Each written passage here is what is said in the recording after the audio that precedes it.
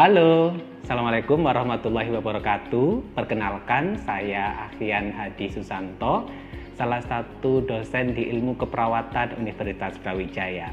Untuk hari ini, saya akan menjelaskan terkait dengan mata kuliah yang saya ampu, yaitu Ilmu Biomedik Dasar dengan bobot 3 SKS, beserta contoh salah satu pengajaran yang saya lakukan di mata kuliah ini.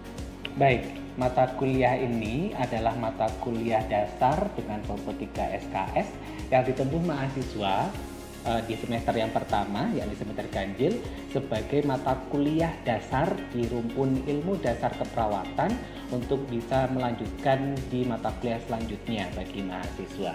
Dan untuk mata kuliah ini akan membahas secara garis besar 4 bidang utama dalam bidang kesehatan. Yang pertama terkait dengan biologi sel dan genetika dasar, kemudian yang kedua adalah fisika kedokteran, kemudian yang ketiga yaitu biokimia, kemudian yang terakhir adalah fisiologi. Untuk kemampuan yang diharapkan di mata kuliah ini, yang pertama adalah mahasiswa mampu menerapkan konsep biologi sel dan genetika dasar untuk bisa menjadi pendekatan dalam menyelesaikan masalah keperawatan nantinya. Kemudian yang kedua, mahasiswa mampu menerapkan terkait dengan prinsip fisika kedokteran untuk bisa memberikan pendekatan terkait dengan masalah keperawatan nantinya. Kemudian yang keempat adalah mahasiswa mampu menganalisis prinsip-prinsip biokimia terkait dengan beberapa masalah keperawatan nantinya. Kemudian yang terakhir adalah mahasiswa mampu menjelaskan terkait dengan konsep fisiologi tubuh manusia seperti beberapa sistem kardiovaskuler, urinari, dan sebagainya. Kemudian beberapa materi yang diajarkan pada mata kuliah ini akan ditempuh dalam 14 kali pertemuan, yakni yang pertama adalah terkait dengan penjelasan fisiologi sel. Kemudian selanjutnya mahasiswa akan mendapatkan materi terkait dengan genetika dasar. Kemudian yang ketiga, mahasiswa akan mendapatkan materi terkait dengan fisika kedokteran. Kemudian yang keempat, biokimia, beberapa metabolisme akan dibahas di mata kuliah ini seperti metabolisme makromolekul protein, lemak, kemudian karbohidrat. Kemudian konsep dasar fisiologi yang akan membahas banyak sistem terkait dengan respirasi, otot dan saraf, darah, imunologi, ginjal, cairan tubuh, jantung, dan sirkulasi. Untuk mata kuliah ini sudah kami laksanakan di semester ganjil tahun ajaran 2021-2022 selama masa pandemi, sehingga untuk sistem pembelajaran kita menggunakan dua metode, yakni metode asinkron dan metode sinkron. Untuk metode asinkron terkait dengan materi kuliah, kemudian diskusi dengan mahasiswa, video pembelajaran, dan lain sebagainya, sekaligus evaluasi pembelajaran, kita menggunakan Learning Management System yang disediakan oleh Universitas Brawijaya, yakni PLM 2UB. Dan selanjutnya untuk perkuliahan sinkron kita menggunakan media Zoom meeting untuk diskusi secara langsung. Dan untuk evaluasi pembelajaran yang kami lakukan di sini menggunakan beberapa persentase penilaian, yakni terkait dengan evaluasi teori yang akan kita lakukan di ujian tengah semester dan ujian akhir semester. Kemudian kedua adalah proses dan sikap. Kemudian yang ketiga adalah tugas terstruktur. Untuk masing-masing persentase kami pecah ke dalam masing-masing capaian pembelajaran sehingga mahasiswa mengetahui terkait dengan bobot untuk masing-masing topik serta masing-masing capaian pembelajaran yang mereka harus selesaikan. Terkait dengan tugas-tugas terstruktur sudah kami tampilkan di RPS selama 1 semester sehingga mahasiswa memiliki manajemen terkait dengan bagaimana mereka harus melaksanakan dan menyelesaikan mata kuliah ini selama 1 semester ke depan. Berikut adalah Learning Management System yang kita manfaatkan untuk mengoptimalkan proses pembelajaran ilmu biomedik dasar menggunakan vlm2.up.ac.id. Dengan menggunakan VLM2 ini kita bisa memberikan 3 aspek, yakni delivery, interaksi, maupun assessment secara langsung. Contoh yang sudah kita kerjakan terkait dengan aspek delivery, di VLM 2 ini kita bisa memberikan materi secara langsung maupun materi yang digunakan sebagai perkuliahan asinkron. Tidak hanya itu, tidak hanya terkait dengan delivery materi, interaksi juga bisa dikerjakan antara dosen dan mahasiswa yang kita lihat sebagai berikut terkait dengan tanya jawab antara dosen dan mahasiswa, bagaimana mahasiswa secara aktif yang akan nanti menjadi penilaian terkait dengan keaktifan mahasiswa, dan dosen menjawab terkait dengan pertanyaan yang disampaikan oleh mahasiswa. Bisa dilihat sebagai berikut contoh dari keaktifan mahasiswa, bagaimana memberikan pertanyaan dan bagaimana dosen dalam merespon. Tidak hanya interaksi yang dikerjakan oleh mahasiswa dan dosen, namun juga bisa dilakukan antara mahasiswa dengan mahasiswa yang sudah kita tentukan kelompok sebelumnya yang dilakukan di chat room. Contohnya di sini adalah diskusi jurnal sharing yang sudah kita tentukan topik dan kelompoknya masing-masing.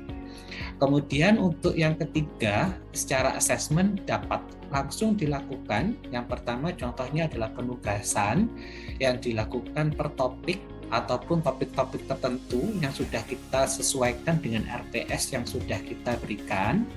Kemudian evaluasi akhir bisa juga dilakukan, yang sudah kita kerjakan adalah ujian tengah semester menggunakan soal multiple choice yang sudah dikerjakan oleh 180 mahasiswa. Contoh ujian ini bisa kita langsung download untuk nilai yang sudah didapatkan dari mahasiswanya. Dan begini untuk grafik yang didapatkan oleh mahasiswa beserta dengan contoh dari soal yang sudah kita berikan ke mahasiswa sebagai berikut. Untuk evaluasi kita lakukan secara langsung baik UTS, kemudian untuk evaluasi akhir kita lakukan dalam bentuk ujian akhir semester, yakni UAS di pertemuan terakhir.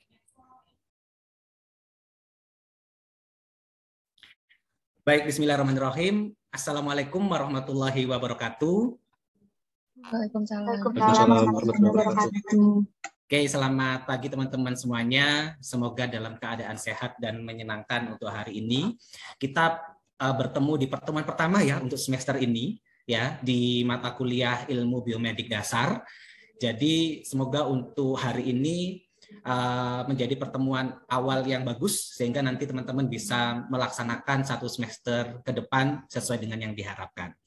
Baik, untuk pertemuan pertama ini sesuai kontrak kita di RPS ya, di RPS yakni kita akan membahas terkait dengan genetika dasar ya, dan diharapkan teman-teman nantinya bisa mampu menjelaskan dan membedakan terkait dengan beberapa komponen materi genetik seperti contohnya DNA, gen, kromosom, dan genom. Oke, untuk materinya sebentar saya share screen dulu. Sebelum kita masuk ke materi, untuk materinya kemarin sudah saya sampaikan di VLM ya. Mungkin sudah ada yang baca-baca, kemudian ada yang tertarik ingin berdiskusi terkait dengan sesuatu hal, silahkan sebelum kita masuk ke materi. Iya, saya izin bertanya ya, Nurse. Oke, silakan Nabila Nur. Ya, jadi jika semua sel yang kita miliki itu sebanyak 46 buah kromosom yang sama, namun kenapa untuk produknya itu berbeda-beda ya, Nurse? Contohnya rambut hitam dan aktif tumbuh gitu. Kemudian beda dengan alis, beda lagi dengan kuku atau sel-sel yang lain. Itu bagaimana ya, Nurse? Oke. Baik, terima kasih Nabila. Ini sudah dalam sekali pertanyaannya ya yang sudah diberikan. Jadi kenapa kok terkait dengan materi genetik yang nantinya yang kita akan diskusikan ada beberapa macam dan ada kesamaan untuk setiap sel, tapi kenapa untuk masing-masing sel itu punya karakter yang berbeda gitu ya. Yang tadi disampaikan Nabila, rambut itu bisa panjang tapi alis tidak gitu. Oke, terima kasih Nabila. Itu yang nanti kita buat diskusi terkait dengan materi ini, dan semoga setelah materi ini nanti bisa didapatkan untuk jawabannya seperti apa. Itu ya Nabila dan teman-teman. Oke, kita lanjut selama 1 jam ke depan. Nanti silahkan kalau ada pertanyaan ketika saya sampaikan untuk waktu untuk bisa bertanya, dan kita bisa diskusi tanya jawab. Oke, untuk menjawab pertanyaan dari Nabila itu, kita masuk dulu ke dalam materi terkait dengan konsep dan dasar dari genetika. Ya, ini sebagai materi pertama yang akan kita bahas ada 5 garis besarnya, yakni ada genom, kemudian ada kromosom, kemudian ada gen, ada DNA, kemudian yang terakhir terkait dengan fungsionalitasnya yaitu transkripsi dan translasi. Ya, sebagai prinsipnya, tolong diingat dulu antara genom, kromosom, gen sama DNA ini sudah saya urutkan dari yang paling besar ya, yang paling besar, yang paling gede sampai yang paling kecil. Ya, sehingga nanti kita akan bahas terkait dengan sebenarnya mereka itu siapa dan gunanya bagaimana. Dan diharapkan teman-teman bisa tahu terkait dengan masing-masingnya itu di akhir topik ini. Baik, yang pertama adalah genom. Ya, pertama adalah genom. Genom ini bisa kita analogikan sebagai sebuah universitas. Jadi nanti antara genom, kemudian kromosom, DNA dan sebagainya, ya nanti kita ibaratkan sebagai sebuah universitas dan struktur-strukturnya di bawahnya. Dan genom adalah sebagai universitas anggapannya. Contohnya adalah Universitas Brawijaya. Universitas Brawijaya itu terdiri dari beberapa macam fakultas, ya beberapa macam fakultas. Ada fakultas kedokteran, fakultas teknik, ekonomi, dan sebagainya. Kemudian ada rumah sakitnya, ada pascasarjana, ada unitnya. Semua yang ada di dalam Universitas Brawijaya itu kita samakan sebagai genom. Ya, sama seperti genom. Yang maksudnya bagaimana? Jadi genom sendiri adalah semua total ya, total dari semua informasi genetik pada suatu spesies. Ya, kalau kita pada human, pada manusia. Berarti total dari semua informasi genetik pada diri kita itu kita namakan sebagai genom. Itu ya, atau tadi analoginya adalah sebagai Universitas Brawijayanya. Kalau misalkan satu sel itu ada ya genomnya, yang paling utama ada di nukleus, meskipun nanti juga ada di mitokondria ya. Tapi tolong diingat ada di nukleus yang utama. Masing-masing sel itu banyak ya, tapi kalau misalkan kita bicara satu sel, genomnya berapa totalnya? Ada 46 buah. Ya, 46 buah kromosom atau 23 pasang kromosom. Ya, ini sudah kita ngomong ke strukturnya, unit-unit kecilnya tadi. Kalau yang di UB tadi fakultasnya, kalau yang di genom ini berarti ada kromosomnya. Ya, yang totalnya adalah 23 pasang atau 46 buah pada satu sel. Oke ya, itu untuk genom. Kemudian untuk kromosom itu seperti apa? Tadi ibaratnya adalah sebagai fakultas. Ya, sebagai fakultas. Bedanya cuma fakultasnya macam-macam nantinya. Ya, fakultas. Kalau misalkan di kita ada berapa fakultas, satu sel, ada tadi sudah saya sampaikan, yaitu 46 buah atau 23 pasang. Di dalam kromosom, di dalam fakultas itu ada apa? Pastinya adalah ada jurusan atau program studi. Ya, jurusan atau program studi. Yang kita tahu bahwa di dalam fakultas itu biasanya punya karakter yang sama begitu ya. Dan misalkan bidangnya sama. Tapi tolong diingat bahwa program studilah yang punya peran untuk membentuk suatu output yang spesifik, ya, atau lulusan yang spesifik. Contohnya adalah di FK, program studinya ada program studi nurse atau ilmu keperawatan, program studi dokter, gizi, farmasi, gitu. Yang masing-masingnya lulusannya berbeda, satunya jadi dokter, satunya jadi nurse, gitu. Itu adalah program studi. Pun itu sama dengan yang kita sebut sebagai gen. Ya, sama yang kita sebut sebagai gen. Oke, sehingga program studi itu adalah salah satu yang punya fungsi tertentu yang spesifik. Ya, punya fungsi tertentu yang spesifik. Sehingga kita sebut sebagai unit fungsional. Yang menghasilkan siapa? Bukan fakultasnya, bukan kromosomnya, tapi adalah gennya atau program studinya. Ya, program studi ada pendidikan dokter, nurse, dietitian, dia berkumpul pada satu tempat tertentu. Ya, sehingga membentuk yang namanya fakultas kedokteran. Sama dengan ini, ada gen A, gen B, gen C dan sebagainya yang produk outputnya yang spesifik adalah protein atau RNA. Spesifik antara masing-masing gen. Ya, dia berkumpul menjadi satu pada satu kromosom sehingga nanti ada kromosom pertama, kromosom kedua sampai kromosom ke-46. Ya, sehingga kalau ditanya unit fungsional itu siapa? Gen. Ya, Ini contohnya, misalkan ada gen yang namanya cystic fibrosis gen, cystic fibrosis gene. Ini nanti menghasilkan salah satu proteinnya cystic fibrosis. Ya, dia merupakan program studi yang ada di Fakultas Kromosom 7, Fakultas 7. Ya, yang dia punya tempat di sini.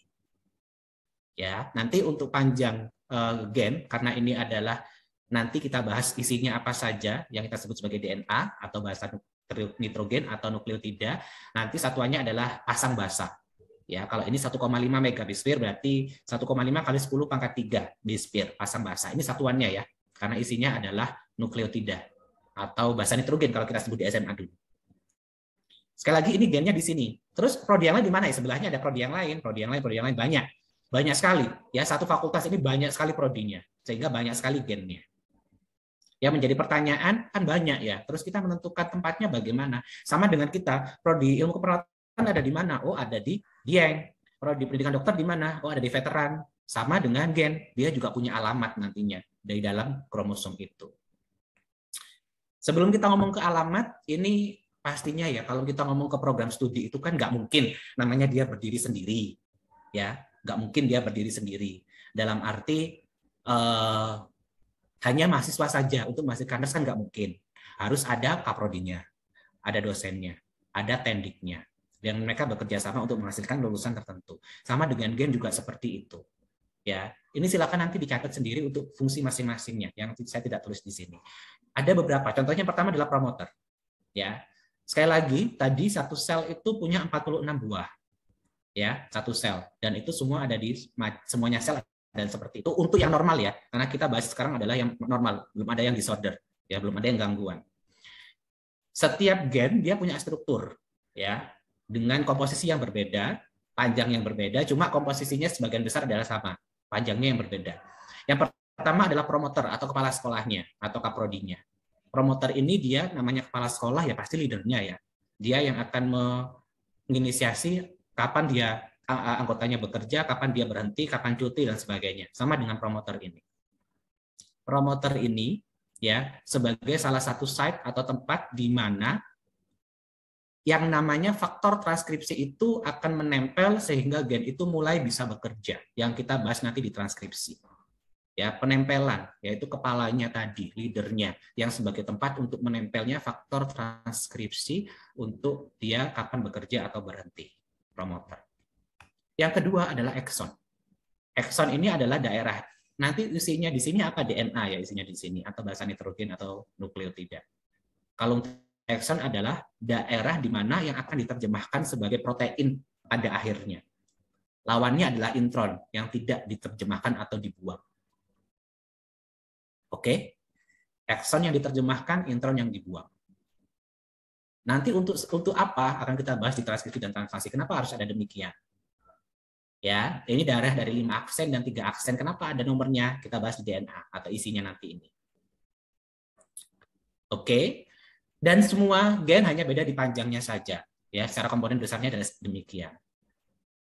Yang membedakan lagi adalah apakah produknya apakah dia on atau off, apakah dia memang pada sel mata gen insulin misalnya contohnya ya. Kalau kita tahu bahwa insulin itu hanya di sel beta pankreas gitu. Apakah gen insulin ada di sel mata? Ada di sel rambut ada. Tapi kenapa kok dia tidak menghasilkan protein yang sama seperti sel beta pankreas? Ini yang kita merujuk ke pertanyaannya Nabila tadi. Yang membedakan apa? Gennya sama, tapi yang menjadi saklarnya atau mekanisme on-off-nya itu yang berbeda. Yang kita sebut sebagai faktor transkripsi nih. Ya, yang kita sebut sebagai faktor transkripsi.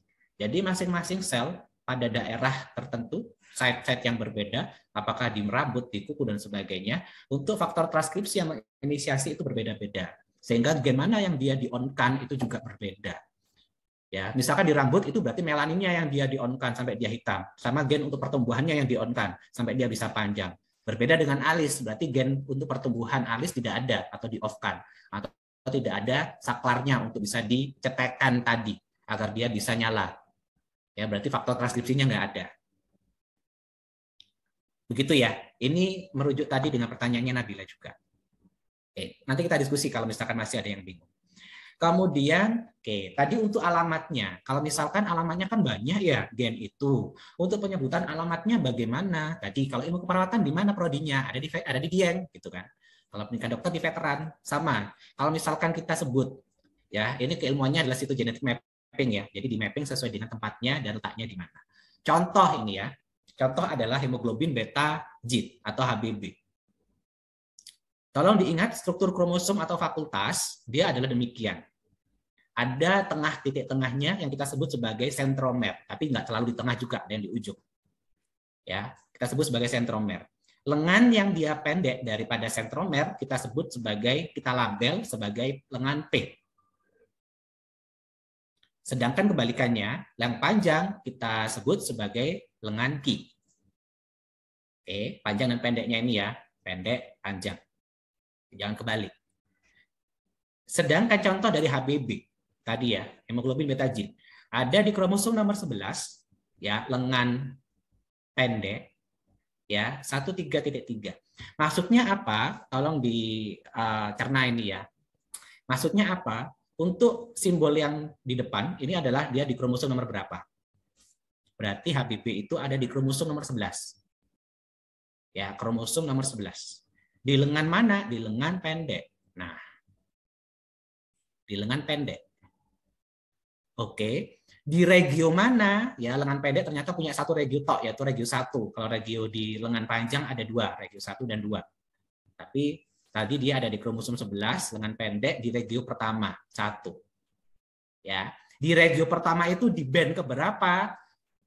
Di lengan atau di regio 1 ada 3 band ya. Ada band 1, band 2, dan band 3. Ya, 1, 2, dan 3. Ternyata dia ada di band ketiga, berarti di band 3. Oh, ada ini pilihannya. 3.1, 2, dan 3. Di band 3 di sub yang keberapa ya? Ini bandnya, ini subnya. Sub band keberapa? Ternyata ada di sub band ke-3.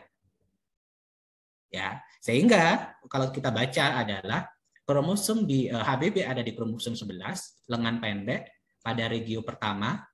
Ya, di regio pertama dia ada di band ketiga, sub band ketiga. Dari band ketiga itu ada subnya yaitu ketiga. Berarti di sini dia nanti tempatnya. Itu ya, itu untuk alamatnya.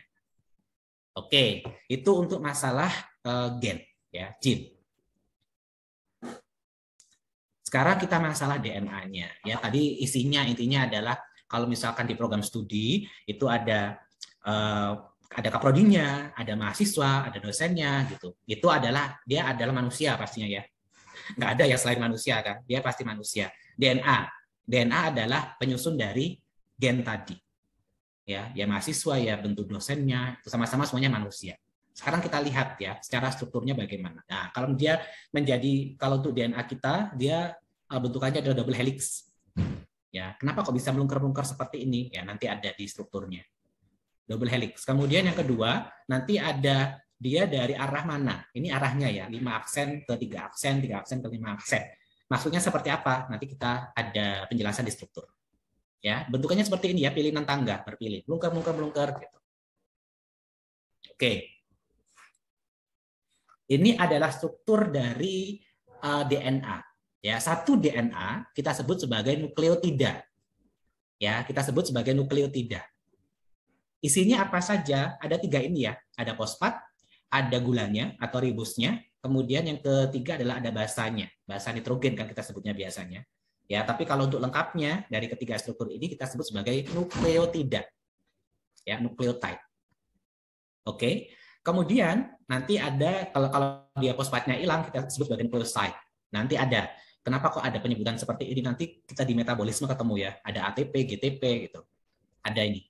Kita akan menyinggung terkait dengan nukleoside yang dia tanpa fosfat.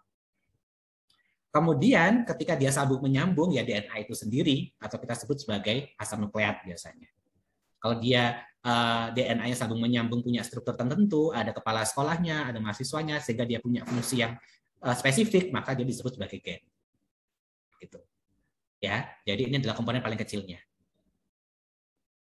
Oke. Kemudian kenapa kok tadi ada arahnya 5 aksen dan 3 aksen? Nanti dilihat dari karbonnya, ujung karbonnya. Dia dimulai dan diakhiri dari cabang keberapa. Kalau dia dimulai dari cabang kelima, berarti dia nanti 5 aksen. Ini ya cabang karbonnya. Rantai cabangnya di kelima, berarti dia 5 aksen. Kemudian nanti kalau dia diakhiri di cabang yang ketiga, berarti dia 3 aksen. Ya, tergantung dari karbonnya dia ada di cabang berapa, yang awal dan di akhir. Ini ya, contohnya ini. Berarti kita sebut sebagai 5 aksen, 3 aksen. Ya, karbonnya. Yang dilingkupi oleh fosfat pastinya ya. Ya, fosfatnya dia ada di karbon keberapa. Oke. Dan yang membedakan untuk masing-masing nukleotida sebenarnya sama semuanya ya. Ada 3 ini, fosfat, gula, sama basa nitrogennya. Cuma yang membedakan adalah di basanya. Ya, sehingga kita familiar dengan istilah purin dan pirimidin.